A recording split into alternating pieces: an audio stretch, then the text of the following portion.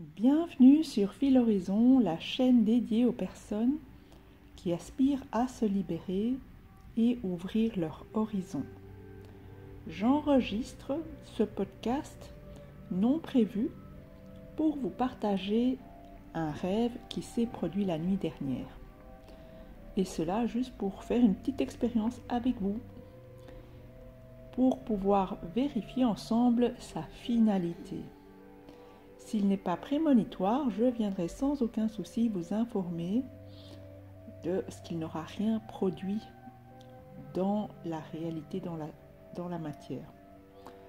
Dans mon rêve, je voyais qu'il y avait un éveil émotionnel et spirituel qui se présentait pour mon jumeau. En me réveillant ce matin, j'ai eu la sensation que son éveil émotionnel avait eu lieu. À mon sens, lorsqu'un homme s'éveille émotionnellement, c'est que son cœur s'est ouvert. J'espère que les hommes qui m'écoutent voudront confirmer ou infirmer. Merci d'avance. Donc, voyons dans le futur ce que ce rêve apportera. Je profite de cet enregistrement pour vous parler du taux vibratoire, parce qu'il est important en ce moment de vibrer à haute fréquence pour ne pas diminuer notre système immunitaire. Les personnes à faible vibration sont plus vulnérables, et cela en raison de la peur, de l'irritation, de la fierté, de la colère, de l'indifférence, de l'égoïsme, de la douleur et malheureusement de la souffrance. Les endroits sur Terre qui vibrent très bas sont, sans surprise, les prisons. En revanche, malheureusement, les hôpitaux, ayons une pensée pour toutes les personnes qui y sont en ce moment, que ce soit pour trouver du soin ou les personnes qui sont là pour donner du soin. Alors il y a aussi les centres d'assistance où se trouvent beaucoup d'âmes charitables qui font un travail fantastique et qui offrent toute leur volonté, leur énergie à venir en aide aux autres. Et alors, un dernier endroit que j'ai noté, il s'agit du métro. Ce sont dans ces endroits-là où l'énergie vibre le plus bas.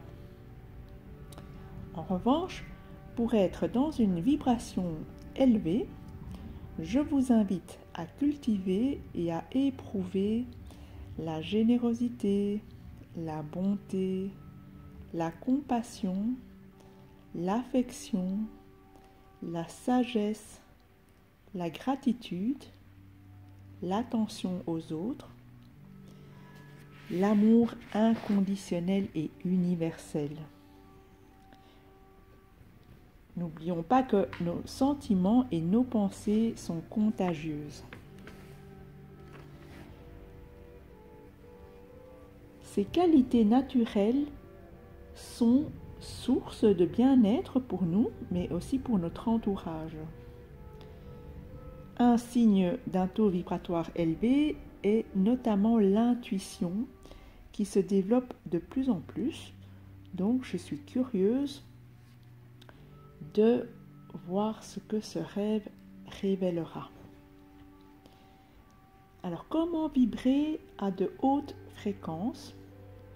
Eh bien, par exemple, en souriant, en riant, en partageant, en rendant service, en remerciant, en jouant, en chantant, en dansant, en méditant, en se mettant quelques minutes au soleil lorsqu'il y en a, en faisant des exercices, en étant à l'unisson avec la nature, en pensant positivement et en aimant sincèrement et inconditionnellement.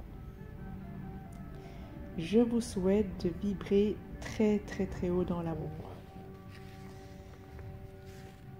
Si vous avez apprécié ce podcast, je vous remercie de le liker ou de le partager.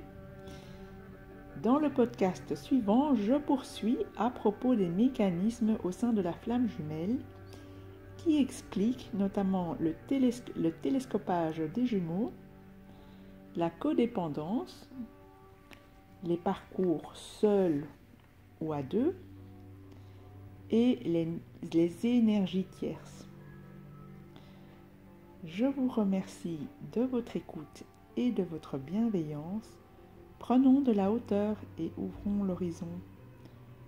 Au revoir et à bientôt.